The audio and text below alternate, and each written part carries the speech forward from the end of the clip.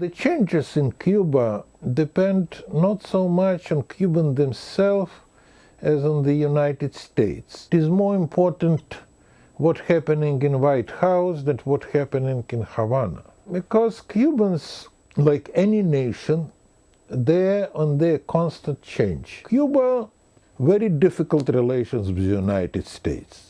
I think you know this history better. It was several times occupied by United States.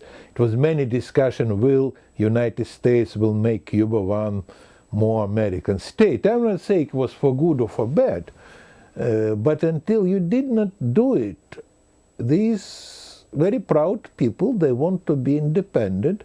Their suspicion to the outside world. When Fidel Castro and his people took power, took over Batista 1959, it was the pressure from United States. We want to overthrow you, we want to make changes in our own interests.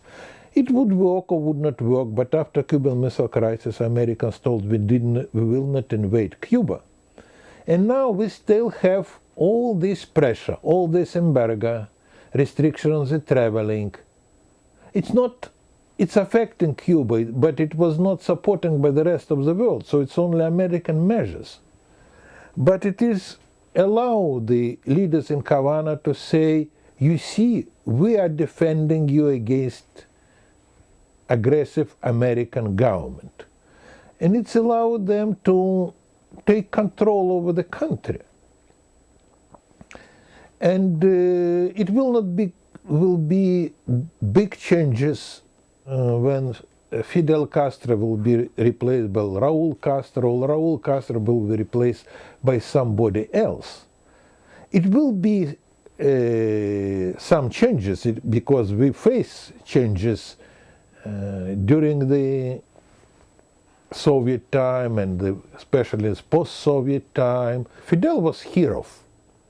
He was like David who attacked Khruschev, and he reminded to all of us, to my father, his youth when he was in the revolution and the civil war. All the Russians, they were heroes. The heroes, young people who came to power, and it was before 1999. Nobody knew about Cuba. Most of our knowledge of Cuba went from the treasure island of the Stevenson about the pirates and all their treasures.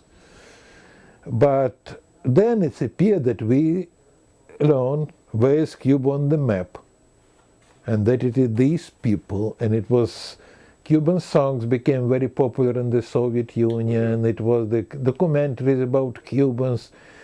Soviets learned Cuban names. They became also heroes. So for all of us, they were heroes.